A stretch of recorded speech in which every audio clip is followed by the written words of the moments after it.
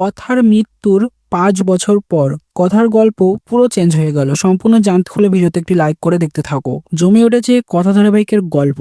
ইতিমধ্যে তোমরা দেখতে পাচ্ছ যে অগ্নিকে গুলি করতে গিয়ে কথাকে গুলি করে দিয়েছে প্রান্তিক এবং কথা অজ্ঞান হয়ে মাটিতে পড়ে গেছে এবং কথাকে হসপিটালে নিয়ে এসেছে যথারীতি এপি এবং সে তো মনমরা হয়ে কান্নায় ভেঙে পড়েছে। ভাবছে কথাকে সুস্থ করতেই হবে। আর এইদিকে প্রান্তিক তো ফোন করেছে চিত্রাকে, বলছে যে কথারই গুলি রেখেছে। আর চিত্রা তো মনে মনে খুব খুশি, কিন্তু অগ্নির সামনে সে নাটক করে যাচ্ছে। মোটামুটি সবাই কনফার্ম হয়ে গেছে বাড়ির যে কথা মারা গেছে, গুলি লেগে সে মারা গেছে। ডক্টরে বলছে বুলেট বার করা গেছে, কিন্তু বাঁচাতে পারবো কিনা কনফার্ম নয়, অর্থাৎ মরে যাওয়াটাই স্বাভাবিক। দেখা যাবে কথা মারা গেছে, গল্পও এগিয়ে যাবে প্রায় ৫ বছর। তখনই দেখা যাবে কথা নতুন রূপে ফিরে এসেছে, কিন্তু এভি আজও ভালোবাসে কথাকে।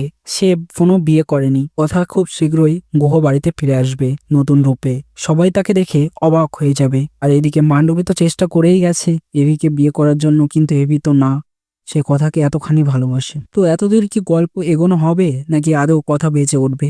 এভির ভালোবাসা এবার পুরো ফুটে উঠছে। তোমাদের কেমন লাগছে এটা দেখে কমেন্টসে জানিয়ে এখনই সাবস্ক্রাইব করে নাও আমাদের ইউটিউব চ্যানেল। ধন্যবাদ।